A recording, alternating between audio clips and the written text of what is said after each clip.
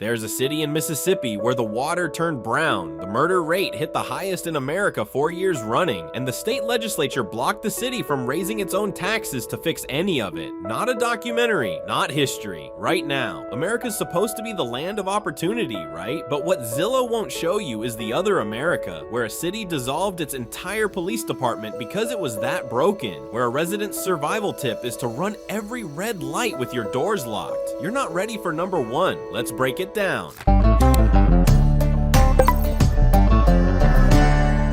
Pueblo was once called the Pittsburgh of the West. Colorado fuel and iron employed 15,000 workers. Then the steel market crashed in 1982, and the economic decline has lasted over 4 decades. Population around 111,000. Violent crime rate 1,424 per 100,000, nearly 300% above the national average. Auto theft ranking 3rd nationally according to the National Insurance Crime Bureau. Median household income $56,000. Poverty rate between 16 and 25%. What nobody tells you is Pueblo sits on the I-25 corridor, a major drug and vehicle trafficking route that funnels problems directly through the city. The police chief noted his department investigated 87 homicides in just 3 years while carrying 52 open positions. Housing is dramatically cheaper than the Front Range, but as one Reddit user warned, a lot of people get their cars jacked because they left them running in winter. Picture this. You buy a house for half the price of Colorado Springs. Mountain views, quiet streets. Then your truck disappears from your driveway at 6 in the morning. You file a report. The officer says they are short-staffed. Your insurance goes up. Your neighbor says it happened to them last month. Welcome to the cheap side of Colorado. And if you think auto theft is the worst a bargain city can throw at you, the next place adds hurricanes and refineries to the equation.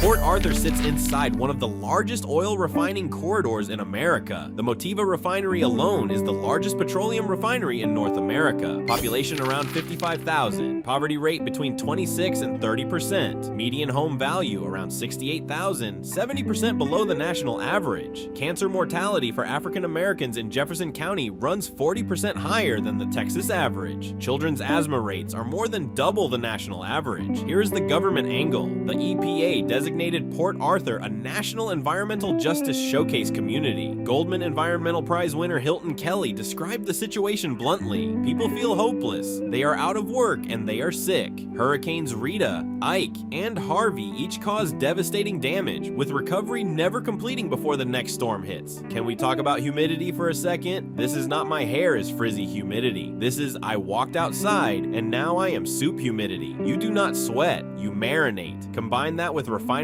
flare smoke and mosquito populations that look unionized, and suddenly an evening walk turns into why did I do this to myself? Port Arthur is not number 29 because it is collapsing. It is number 29 because it survives, but at a cost most people do not price in. And if you think refinery towns are complicated, the next city built its economy around something even riskier. Danville records crime at 3.5 times the Illinois state average. Population around 27,000. Violent crime rate 1,756 per 100,000. Poverty rate 24%. Police staffing sits 30% below the national average. The recent closure of a major Quaker Oats facility was described by locals as probably the death knell for the city. What nobody tells you is Danville is a textbook example of compounding decline. One resident wrote online that as children, it was not uncommon for them to hear multiple gunshots at night, and at one local park you could readily find drug paraphernalia. Another said their home was robbed multiple times, and they used to leave their car unlocked hoping burglars would not break the windows. That is not a security strategy. That is negotiating terms of surrender with your own neighborhood. If Danville proves that small towns can be just as dangerous as big cities, the next place proves they can also be just as broke.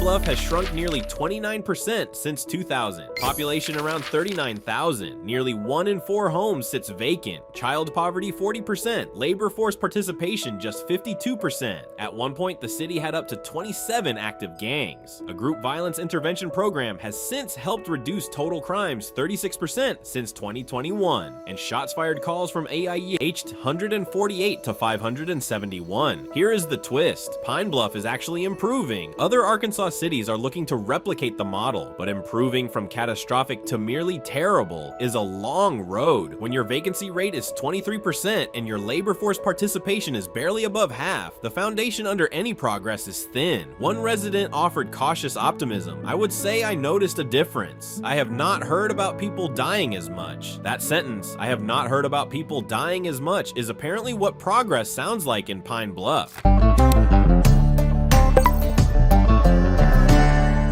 Population 176,000, down from 205,000 in 1980. Louisiana leads the nation in population loss for the second consecutive year. Shreveport's casino market has declined 13% from its 2021 levels. Diamond Jack's casino closed in 2020. The workforce shrank 8% between 2010 and 2022. The Federal Reserve Bank of Dallas described Shreveport's challenge as a brain drain, with college graduates leaving and not returning. What nobody tells you is police seize over 1,000 firearms annually in Shreveport. Shots fired calls have dropped from a peak of 3,596 in 2021 to 1,561 in 2024, which is genuine improvement. But resident May Sanders captured the gap between data and perception. If they are really going down, it does not seem like it because every day you get the news and hear about somebody who got shot. And if Shreveport feels like a city slowly losing its reason to exist, the next two make that feeling look optimistic. Population around 46,000. Violent crime rate 2,100 per 100,000, second highest in Louisiana. Overall crime rate 7,600 per 100,000, 260% above the national average. Poverty rate between 32 and 38%. Median household income 36,000. Residents face a 1 in 12 chance of being a crime victim annually. One resident review captured it. "I knew it was bad, but the highest rate of violent crimes in the country just a year ago and third this year. It is one of the poorest looking eyesores I have ever seen for a town of its size." Monroe is the kind of city where the statistics are bad and the street view is worse. Springfield defies the typical profile. It is 84% white, mid-sized, and growing, yet its combined crime rate is 153% above the national average. Population 170,000, property crime rate over 4,000 per 100,000. The driver is drugs, not demographics. The city was a major meth hub in the 90s and 2000s. That problem has pivoted to imported fentanyls. Police Major Tad Peters explained that substance abuse is still a red flag. It has just pivoted from being manufactured locally to coming from elsewhere. Homeless encampments contribute to 29% of downtown offenses. Springfield is one of the cheapest mid-sized cities in America, but the trade-off is one of the worst crime rates for a city its size. Stockton filed for Chapter 9 bankruptcy in June 2012. At that time, it was the largest U.S. city to do so. Population around 325,000. Violent crime rate 1,277 per 100,000. Gang violence concentrated in Southside districts continues to drive a significant share of homicides. The San Joaquin Valley recorded the highest violent crime rate in California in 2024. Crime has declined 11% in recent quarters, and the city's economic indicators are notably better than many on this list. Median household income $76,000, partly inflated by California's cost structure. Stockton is proof that even after bankruptcy and recovery, reputation is the last thing to heal.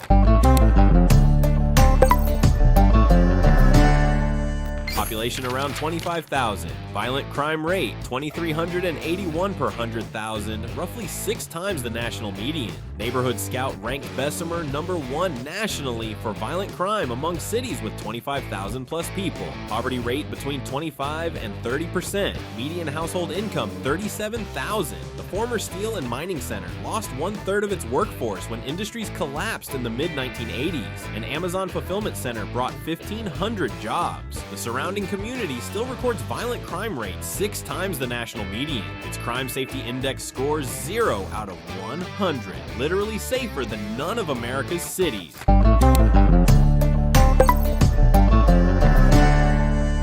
Population around 73,000. Homicides jumped 71% in 2024 to 24, up from 14 in 2023. 65% of Fortune 500 companies are incorporated in Delaware, making Wilmington the nation's corporate capital. Yet leafy profession, Al enclaves exist blocks from neighborhoods where young men feel they need weapons to survive. Newsweek branded it Murder Town, USA in 2014. The city had no homicide unit at the time. Community leader Brother Lamonte X noted, "If I were a criminal and I knew this city did not have a homicide unit, this would be one of the places I would come to do it." Would you move to a city where 65% of Fortune 500 companies file paperwork but the murder rate jumped 71% in 1 year? Yes or no? That disconnect between corporate wealth and street-level violence is the American story in one zip code.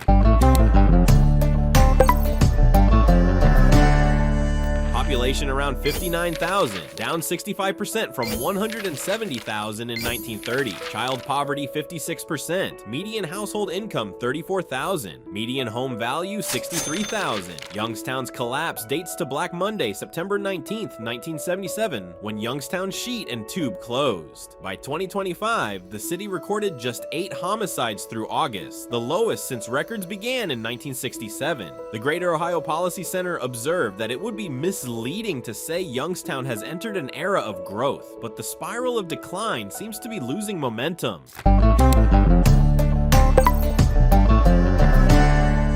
Population around 33,000. Chester became the 31st U.S. city in history to declare bankruptcy in 2022. A state-appointed receiver now reviews all hiring decisions. The PA Crime Commission found Chester's government had been dominated by a triad of criminals, corrupt politicians, and rogue law enforcement officers since the 1960s. Former Mayor John Nicrelli was convicted of racketeering. The city hosts a trash incinerator burning waste from across the region over predominantly black neighborhoods. Child poverty 47%, median home value around 82,000. It is the oldest city in Pennsylvania, predating Philadelphia, a stark contrast between historical significance and present reality. Population around 42,000, down 57% from 98,000 in 1960. FBI data ranked Saginaw the 3rd most violent city in America in 2024, with 2,200 violent crimes per 100,000. The police department has just 88 officers, 47% below the national average per capita. GM once operated 12 plants in the area. Most are now closed. Median home value $56,000. At that price, you could buy a house with pocket change and a prayer, but the prayer might be the more useful investment. Like this video if you have ever looked at a cheap house on Zillow and thought that seems too good to be true. Subscribe, because in about 5 entries you are going to meet a city that dissolved its own police department, and what happened next might change how you think about public safety entirely. Population around 363,000, down 60% from 914,000 in 1950. 110 homicides in 2024. Violent crime rate 1,600 per 100,000. Child poverty 45%. The city lost 87 police officers in just 8 months during 2023. Nearly 80% of Cuyahoga County's violent crime occurs within Cleveland's city limits. The cost of crime runs an estimated $4,300 per resident annually. The city that was once America's 7th largest now ranks 54th. Here is the weird part. Cleveland has world-class hospitals, a major art museum, a rock and roll hall of fame, and professional sports teams. It has culture. It has infrastructure. It just does not have enough of its own residents left to sustain them. In some neighborhoods, there are more vacant lots than occupied houses. It is like a suit, 2 sizes too big for the body wearing it. And if Cleveland is a city that shrank out of its own infrastructure, the next 3 never had enough infrastructure to begin with. Population around 220,000. While most American cities saw murder decline in 2024, Baton Rouge's homicides increased 10% to 113. Juvenile crime spiked dramatically. 16 juveniles were arrested for murder in 2024, up from 9 the previous year. Police seized 97 fully automatic weapons out of over 1,100 firearms recovered. The DA's office carries a backlog of roughly 20,000 pending cases, including about 230 homicide cases. An 18-year-old resident named Dante captured the city's relationship with violence in an interview. It is Baton Rouge. It is the usual. It is not really something you should be afraid of. It is something you need to be prepared for. When an 18-year-old calls murder the usual, that is not resilience. That is normalization, and normalization is the most dangerous thing on this list.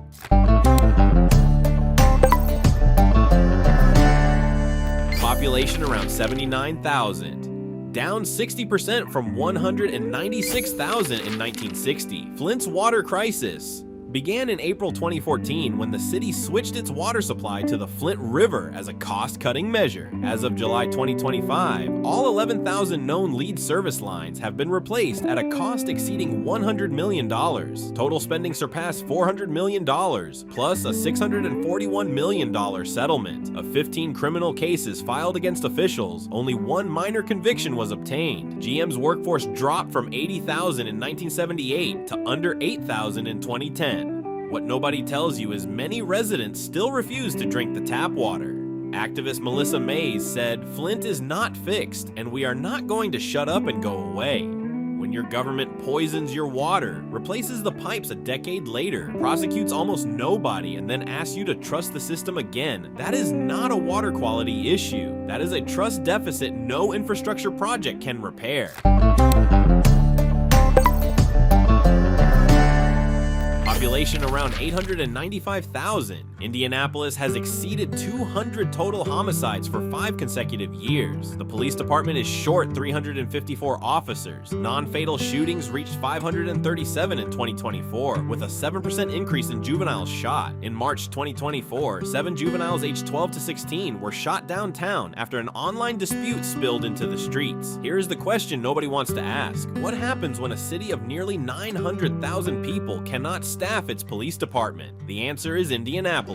Response times stretch, cases go cold, and the people who can afford to leave do, which shrinks the tax base, which means fewer resources, which means more people leave. It is a flywheel, and it is spinning in the wrong direction. Population around 511,000. 2023 was Kansas City's deadliest year in history, with 182 homicides. In 2024, murders dropped 20% to 144, but non-fatal shootings increased 12% to between 553 and 571, meaning violence did not decrease. People simply survived more often. The February 2024 mass shooting at the Chiefs Super Bowl rally became a national catalyst for gun legislation. Here is the contrast. Kansas City's median income is $69,000 and its median home value is $242,000. It is not a poor city, which makes the violence problem harder to explain and harder to solve. Poverty does not fully account for this one, and if Kansas City proves that money does not buy safety, the next 3 cities prove what happens when there is no money at all. Population around 567,000. Milwaukee is the most segregated metro area in America. Black median household income is $37,000, 42% lower than white residents and the lowest ratio among the 50 largest metros. Adjusted for inflation, black median income is 30% less than it was in 1979. Black households earning over $100,000 are 35 times more likely to live in concentrated poverty neighborhoods than white households at the same income. 42% of African American children grow up in poverty versus 9% of white children. That last statistic deserves a pause. Black families making 6 figures are 35 times more likely to live in poverty neighborhoods than white families at the same income. That is not an income gap. That is an architecture gap. It is the physical design of a city engineered to trap people regardless of what they earn. Population around 67,000, down 62% from 178,000 in 1960. An estimated 1/3 of all homes are abandoned. 21 public schools have closed. The city collects only 42% of property taxes owed. U.S. Steel's Gary Works employed 30,000 at peak. Today, the workforce has dwindled to roughly 6,000. The University of Chicago described what survives as largely fast food joints, liquor stores, payday loan shops. Gary is what happens when an entire city was built for one employer, and that employer scales back 80%. The infrastructure is still there. The streets are still there. The houses are still there. The people are mostly not. It is like walking through a movie set after production wrapped. Everything looks real until you notice nobody is home.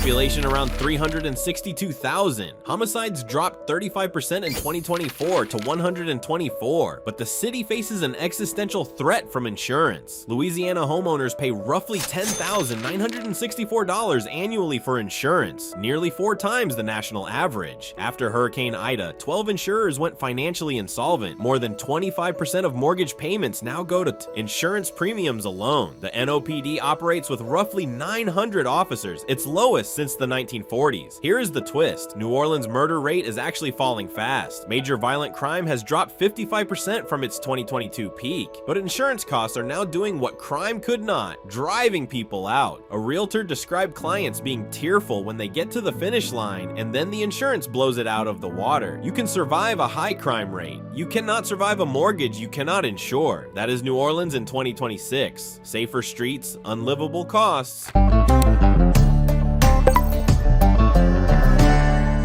Population around 619,000. Total crime rate 9,400 per 100,000 in 2024. The highest of any large U.S. city, 344% above the national average. Memphis earned the carjacking capital label with a peak rate of 32 per 100,000 in 2022. The city also posted the highest gun theft rate of any studied U.S. city, 546 per 100,000. Stolen cars containing unsecured guns create a self-reinforcing cycle. The Memphis Police Department lost 22% of its officers between 2011 and 2022. Child poverty sits at 38%. In September 2025, the Trump administration deployed the National Guard and federal agents. Within 6 months, the task force conducted roughly 97,000 traffic stops and over 9,000 arrests. That is not community policing. That is occupation. Whether it works long-term remains the open question.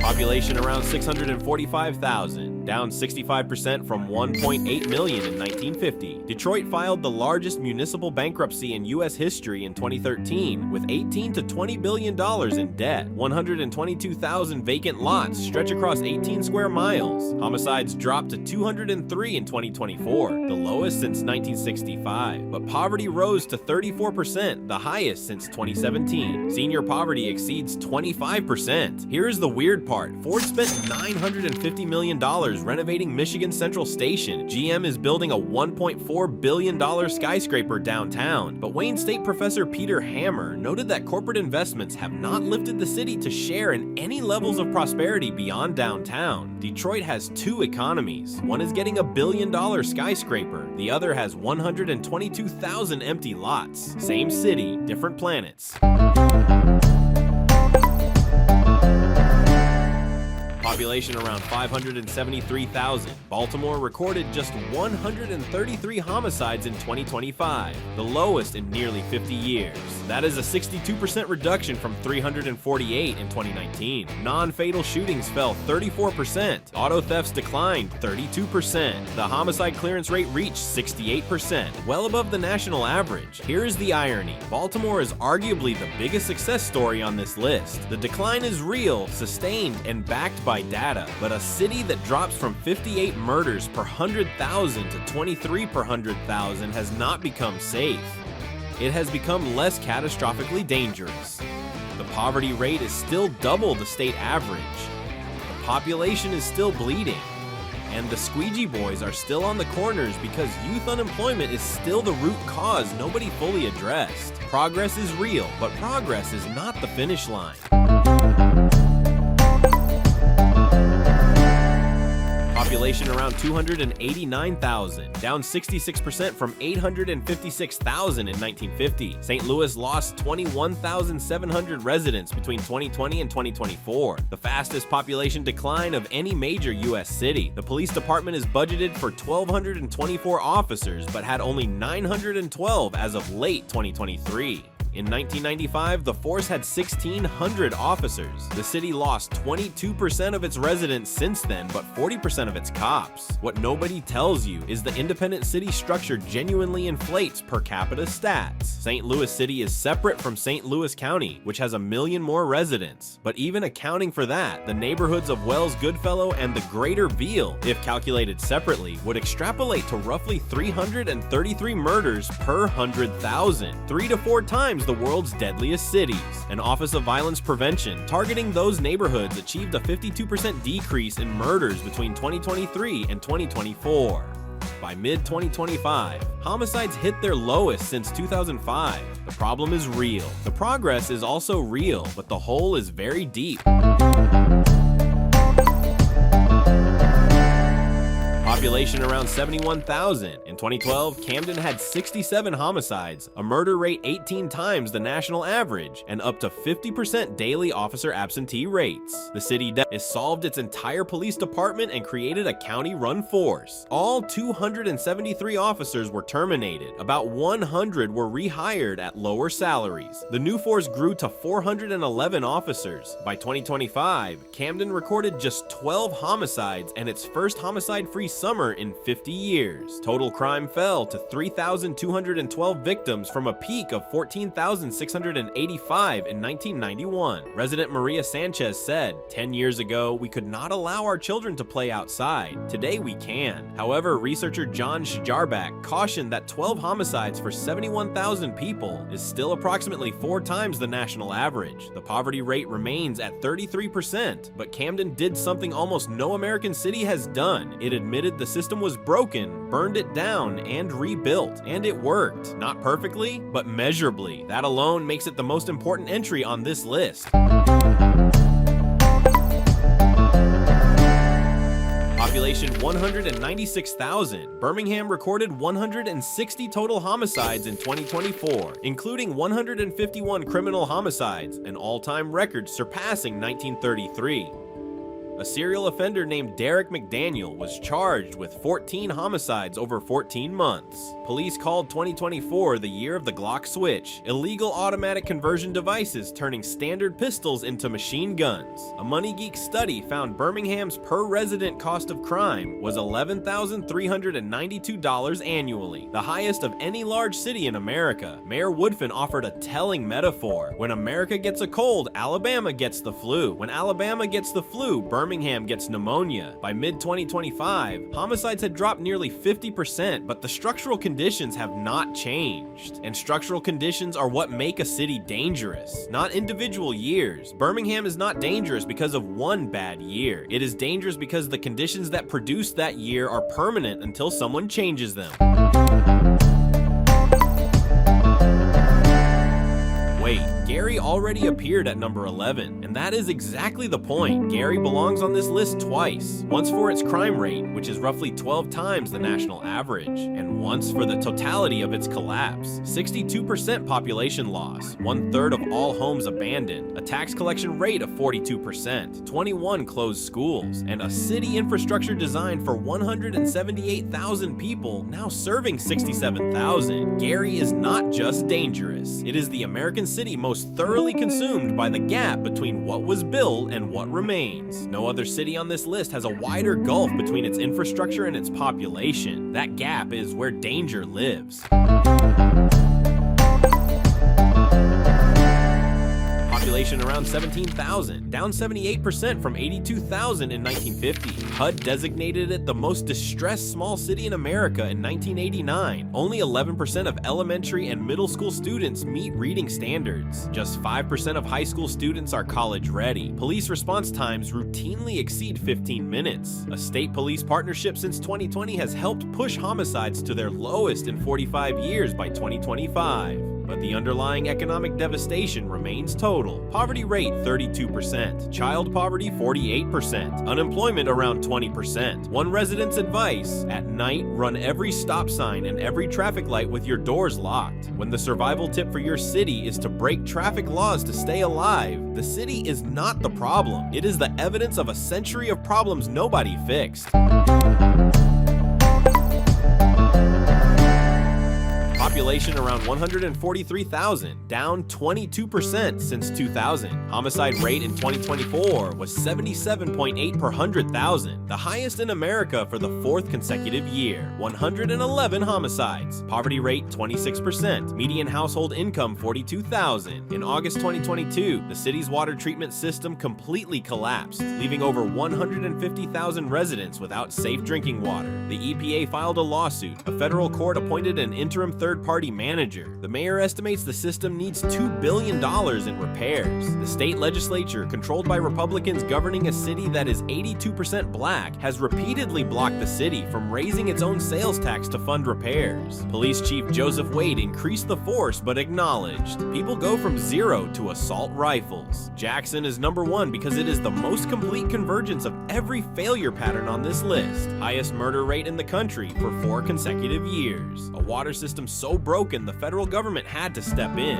A state government that actively blocks the city from fixing itself. Population in freefall. And a poverty rate that ensures the people who remain are the ones least able to leave. Picture this. You turn on your faucet, the water is brown. You call the city, they say it is being addressed. You check the news, another homicide. You check the legislature, they block the funding again. You check Zillow, your house is worth less than your car. And you realize you are not living in a city. You are living in the evidence of what happens when every system fails at once and nobody with power has an incentive to fix it.